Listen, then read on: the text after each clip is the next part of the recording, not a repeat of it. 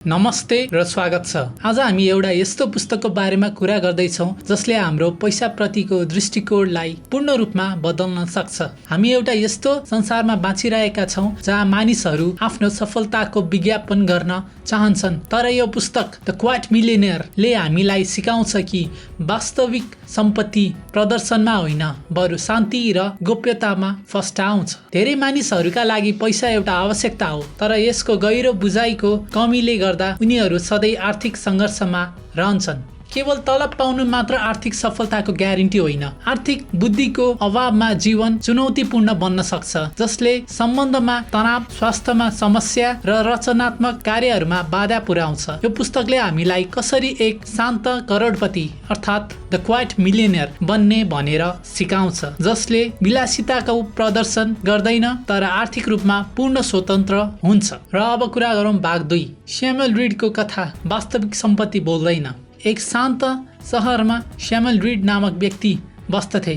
उनी एक साधारण कार चलाउँथे, साधारण लुगा लगाउँथे र सधैँ नम्र देखिन्थे। कसैले सोचेका पनि थिएनन् कि उनी एक करोडपति हुन्। स्यामुएलले यो कुरा बुझेका थिए कि वास्तविक सम्पत्ति चिच्याउँदैन, यो त सुस्तरी साउती मार्छ। जीवनीमा स्यामुएल पनि अरू जस्तै थिए, महँगा ग्याजेटहरू किन्ने र सफल देखिन प्रयास गर्ने। तर एक पटक ठुलो आर्थिक नोक्सानी बेहोरेपछि उनले मिस्टर ल्याङ्स्टन नामक अनुभवी ब्याङ्करलाई भेटे। मिस्टर ल्याङ्स्टनले उनलाई एउटा ठुलो पाठ सिकाए। पैसा तिनीहरूसँग बस्दैन जो अरूलाई प्रभावित गर्न चाहन्छन्, बरु तिनीहरूसँग बस्छ जसले यसको उद्देश्य बुझ्छन्। पैसाको उद्देश्य ध्यानाकर्षण होइन, बरु स्वतन्त्रता अर्थात् फ्रिडम किन्नु हो। त्यस दिनदेखि स्यामुएलले आफ्नो जीवनशैली बदले।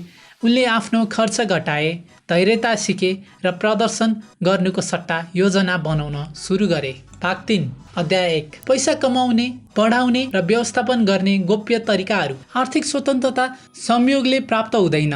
यो पैसालाई कसरी सम्हाल्ने, बढाउने र निरीक्षण गर्ने भन्ने जानाजानी गरिएको प्रयासको परिणाम हो। धेरै सफल मानिसहरूले आफ्नो आर्थिक मामिलाहरू गोप्य राख्छन् किनभने पैसाको छनौट व्यक्तिगत हुन्छ। तपाईँको पैसा कसरी खर्च गर्ने, दान गर्ने वा लगानी गर्ने भन्ने बारेमा अरूले नमागिएको सल्लाह दिँदा तनाव उत्पन्न हुन सक्छ। साथै आफ्नो धनको प्रदर्शन गर्दा सुरक्षा खतराहरू, कानुनी कारवाहीहरू र ठगीका योजनाहरूको जोखिम पनि बढ्छ। त्यसैले सबैभन्दा सफल व्यक्तिहरूले आफ्नो वित्तलाई गोप्य रूपमा सम्हाल्छन्। तिनीहरू नम्रतापूर्वक सम्पत्ति जम्मा गर्छन् र अरूलाई प्रभावित नगरी उदारतापूर्ण दान गर्छन्। मुख्य रणनीतिहरू। खर्च गर्नु अघि कमाउनुहोस्। आफ्नो साधनभन्दा बाहिर खर्च गर्ने पासोबाट बस्नुहोस्। भरपर्दो मेन्टरहरू खोज्नुहोस् जसले गोप्य मार्गदर्शन दिन सक्छन्। भाग 4, अध्याय 2, गलत व्यक्तिबाट सल्लाह नलिनुहोस्। धेरै मानिसहरू आर्थिक समस्यामा पर्दा जोसुकैबाट पनि सल्लाह लिन्छन्, तर यो खतरनाक हुन सक्छ। त्यस्ता व्यक्तिहरूबाट सल्लाह नलिनुहोस् जसको जीवन तपाईँ आफ्नो लागि चाहनुहुन्न। यदि कोही आफै ऋणमा डुबेको छ वा आफ्नो जागिरबाट दुखी छ भने उसको सल्लाहले तपाईँलाई पनि त्यस्तै अवस्थामा पुर्याउन सक्छ। यसको सट्टा त्यस्ता मान्छेहरू खोज्नुहोस् वा त्यस्ता मेन्टरहरू खोज्नुहोस् जसले धेरै वर्षदेखि सफलतापूर्वक आफ्नो वित्तीय व्यवस्थापन गरेका छन् र एक स्थिर जीवन बिताइरहेका छन्। वास्तविक मेन्टरहरूले बजेट बनाउने, लगानी गर्ने र सम्पत्ति व्यवस्थापन गर्ने व्यावहारिक उदाहरणहरू सिकाउँछन्। भाग 5, अध्याय 3, कमाउनुहोस् त्यसपछि मात्र खर्च गर्नुहोस्। हाम्रो समाजले तत्काल नतिजा अर्थात् इमिडिएट रिजल्ट खोज्छ। क्रेडिट कार्डको प्रयोगले हामीले चाहेको कुरा तुरन्तै पाउन सक्छौँ, तर यसले भविष्यमा ठुलो ऋणको बोझ ल्याउँछ। एक बुद्धिमान लगानीकर्ताले जहिले पनि धैर्यता अपनाउँछ। लगानी गर्नु अघि अनुसन्धान गर्नुहोस्। कुनै पनि लगानीको अवसर आउँदा हतार नगर्नुहोस्। यदि कुनै अवसर वस्तुनिष्ठ अनुसन्धानमा टिक्न सक्दैन भने त्यो लगानी नगर्नु राम्रो हुन्छ। राम्रो लगानीकर्ताले कम्पनीको शक्ति, कमजोरी र सम्भावित जोखिमहरूलाई ध्यानपूर्वक जाँच गर्छ। धैर्यता र अनुशासन नै स्थायी आर्थिक सफलताको मार्ग हो। भाग 6, अध्याय 4, पैसा साध्य होइन, साधन हो। पैसालाई कहिले पनि अन्तिम लक्ष्य नबनाउनुहोस्। यो त केवल आफ्नो लक्ष्य प्राप्त गर्ने एउटा उपकरण मात्र हो। भनिन्छ नि, पैसा एउटा उपकरण हो, तपाईँ यसको साथ जहाँ पनि जान सक्नुहुन्छ, तर चालक भने तपाईँ आफै हुनुपर्छ। पैसाले तपाईँलाई विकल्पहरू दिन्छ। एउटै रकम भएको एक व्यक्तिले विलासी कार किन्न सक्छ भने अर्कोले त्यो पैसा परोपकारी कार्यमा लगाउन सक्छ। पैसा आफैमा राम्रो वा नराम्रो हुँदैन, यसको मूल्य तपाईँले यसलाई कसरी प्रयोग गर्नुहुन्छ भन्ने कुराले निर्धारण गर्छ। यदि तपाईँले पैसालाई आफ्नो जीवनको मालिक बन्न दिनुभयो भने यसले तपाईँको स्वास्थ्य, सम्बन्ध र मूल्य मान्यताहरूलाई नष्ट गर्न सक्छ। तर यदि तपाईँले यसलाई आफ्नो उद्देश्य पूरा गर्ने साधनको रूपमा प्रयोग गर्नुभयो भने यसले सुरक्षा र अवसरहरू प्रदान गर्दछ। सम्पत्ति पुस्तासम्मका लागि बचाउनुहोस्। अध्याय 5। साँचो आर्थिक बुद्धि भनेको केवल कमाउनु मात्र होइन, बरु सम्पत्तिलाई टिकाइराख्नु र यसलाई भविष्यका पुस्ताहरूका लागि बढाउनु हो। तपाईँको सफलता तपाईँको आम्दानीले होइन, बरु तपाईँले कति बचत गर्नुहुन्छ भन्ने कुराले निर्धारण गर्छ। बहुपुस्ता सम्पत्ति निर्माण, मल्टी जेनरेसनल वेल्थ, यसको लागि दीर्घकालीन दृष्टिकोण आवश्यक छ। अनावश्यक खर्च घटाउनुहोस् र कर दायित्वहरूलाई कम गर्नुहोस्। आफ्नो सम्पत्ति र आर्थिक बुद्धि आफ्ना उत्तराधिकारीहरूलाई सुम्पिने योजना बनाउनुहोस्।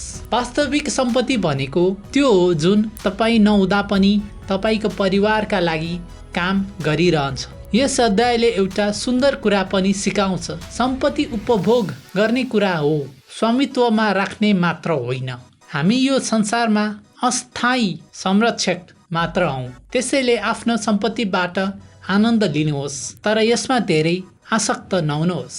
भाग 8 अध्याय 6। आर्थिक स्वतन्त्रता नै सबैभन्दा ठुलो सुरक्षा हो। आर्थिक स्वतन्त्रता अर्थात् फाइनेन्सियल फ्रिडम भनेको जागिरमा भर नपरी आफ्नो जीवन यापनका खर्चहरू धान्न सक्ने सम्पत्ति र निष्क्रिय आम्दानी अर्थात् प्यासिभ इन्कम हुनु हो। यसले तपाईँलाई मन नपर्ने जागिर गर्ने बाध्यताबाट मुक्त गर्छ र तपाईँलाई अर्थपूर्ण काम, सम्बन्ध र रुचिहरूमा समय बिताउन अनुमति पनि दिन्छ। आर्थिक स्वतन्त्रता प्राप्त गर्ने सरल तरिका, आफ्नो आम्दानी भन्दा कम खर्च गर्नुहोस्। लगनशीलताका साथ बचत गर्नुहोस्। दीर्घकालीन वृद्धिलाई ध्यानमा राखेर बुद्धिमानी लगानी गर्नुहोस्। कम्पाउन्ड इन्ट्रेस्टको जादुलाई काम गर्न दिनुहोस्। भाग 9 अध्याय 7। पैसालाई भगवान नबनाउनुहोस्। हाम्रो समाजले अर्बपतिहरूलाई आदर्श मान्छ, तर पैसालाई नै सबै थोक मान्नु खतरनाक हुन सक्छ। जब मानिसले पैसालाई नै अन्तिम सत्य मान्छ, तब उसले नैतिकता, सम्बन्ध र स्वास्थ्यलाई दाउमा लगाउन थाल्छ। पैसाले सुख सुविधा दिन सक्छ, तर प्रेम, ज्ञान, चरित्र र आध्यात्मिक सम्बन्ध जस्ता अमूल्य कुराहरू पैसाले किन्न सकिँदैन। पैसालाई आफ्नो दास बनाउनुहोस्, मालिक होइन। जब पैसाले तपाईँको लागि काम गर्न थाल्छ, तपाईँले कम काम गरेर पनि धेरै समय पाउन सक्नुहुन्छ। भाग 10 अध्याय 8। पैसा तपाईँको मूल्यको प्रतिबिम्ब हो। पैसा केवल कागज वा सिक्का मात्र होइन, यो मानिसहरू बीचको मूल्य अर्थात् भ्यालु हस्तान्तरणको प्रतीक हो। समाजले तपाईँको सिप, विचार वा सेवालाई कसरी मूल्याङ्कन गर्छ त्यसैको आधारमा तपाईँले पैसा कमाउनुहुन्छ। अर्बपतिहरूले धेरै पैसा कमाउनुको कारण उनीहरूले ठुलो स्तरमा मूल्य सिर्जना गरेका हुन्छन्, चाहे त्यो नयाँ प्रविधि होस् वा प्रभावकारी सेवा। त्यसैले यदि तपाईँ धेरै पैसा चाहनुहुन्छ भने अरूका लागि असाधारण मूल्य सिर्जना गर्ने प्रयास गर्नुहोस्। जब तपाईँको पैसा सक्रिय रूपमा लगानी गरिन्छ, यसले एउटा समर्पित कर्मचारीले जस्तै तपाईँको लागि काम गर्छ। भाग 11 अध्याय 9। राम्रोको आशा गर्नुहोस्, नराम्रोको लागि तयारी गर्नुहोस्। शेयर बजार र अर्थतन्त्र सधैँ उतार चढावमा रहन्छ, त्यसैले एउटा बुद्धिमान व्यक्ति सधैँ लचिलो र अनुकूल योग्य हुनुपर्छ। आर्थिक सुरक्षाका लागि सुझावहरू। 1. आपतकालीन कोष अर्थात् इमर्जेन्सी फन्ड, कम्तीमा 3 देखि 6 महिनाको खर्च धान्न सक्ने बचत राख्नुहोस्। विविधीकरण डाइभर्सिफिकेसन, आफ्नो लगानीलाई शेयर, ऋणपत्र, घर जग्गा जस्ता विभिन्न ठाउँमा फैलाउनुहोस्। साधन भन्दा कम खर्च गर्नुहोस्। सधैँ आफ्नो आम्दानी भन्दा कम खर्च गर्ने बानी बसाल्नुहोस्। ऋण कम गर्नुहोस्। आवश्यक ऋणबाट बच्नुहोस् र पुरानो ऋण छिटो तिर्नुहोस्। भाग 12 अध्याय 10। आफ्नो मूल्य बुझ्नुहोस्।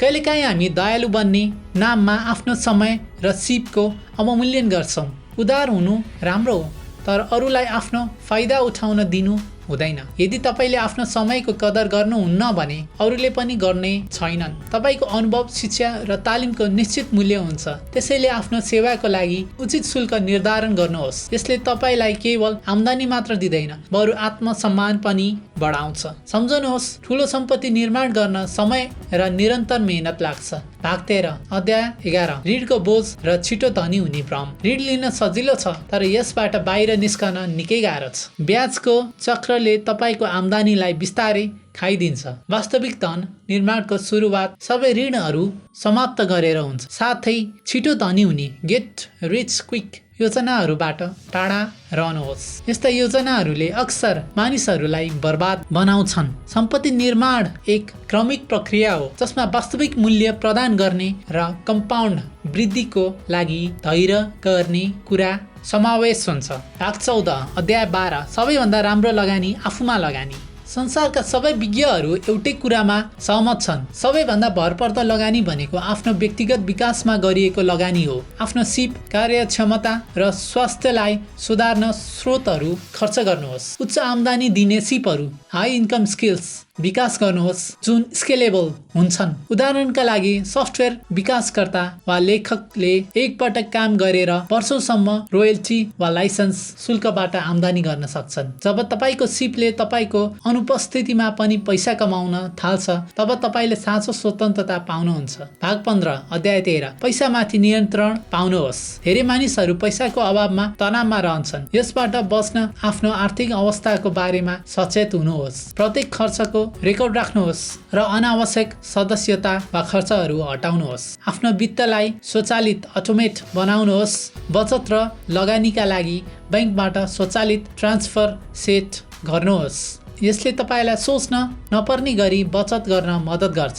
स्पष्ट आर्थिक लक्ष्यहरू राख्नुहोस् जसले तपाईलाई अनुशासित रहन प्रेरणा दिन्छ। भाग 16 अध्याय 14 आफ्नो शर्तमा जीवन बिताउनुहोस्। वास्तविक सम्पत्ति भनेको बैंक ब्यालेन्स मात्र होइन, बरु आफ्नो जीवनका अनुभवहरूलाई पूर्ण रूपमा अँगाल्न सक्ने स्वतन्त्रता र स्रोतहरू हुनु हो। एक पटक आधारभूत आवश्यकताहरू पूरा भएपछि थप पैसाले मात्र खुसी दिँदैन। खुसी त आफ्नो मूल्य र उद्देश्य अनुसार समय बिताउन पाउँदा प्राप्त हुन्छ। समाजले सफलतालाई विलासी कार वा महँगो घरसँग तुलना गर्छ, तर तपाईले आफ्नो लागि सफलताको परिभाषा आफै तय गर्नुहोस्। आफ्नो काम, पैसा र समयलाई ती कुराहरूसँग जोड्नुहोस् जसले तपाईलाई साँच्चै सन्तुष्टि दिन्छ। भाग 17 अध्याय 15 अन्तिम पाठ र निष्कर्ष। हाम्रो यात्राको अन्त्यमा हामीले के सिक्यौं भने साँचो आर्थिक वृद्धिले नै साधारण मानिसहरूलाई असाधारण बनाउँछ। आधारभूत कुराहरूमा निपुण हुनुहोस्, बचत गर्नुहोस्, बुद्धिमानीपूर्वक लगानी गर्नुहोस्, सम्पत्ति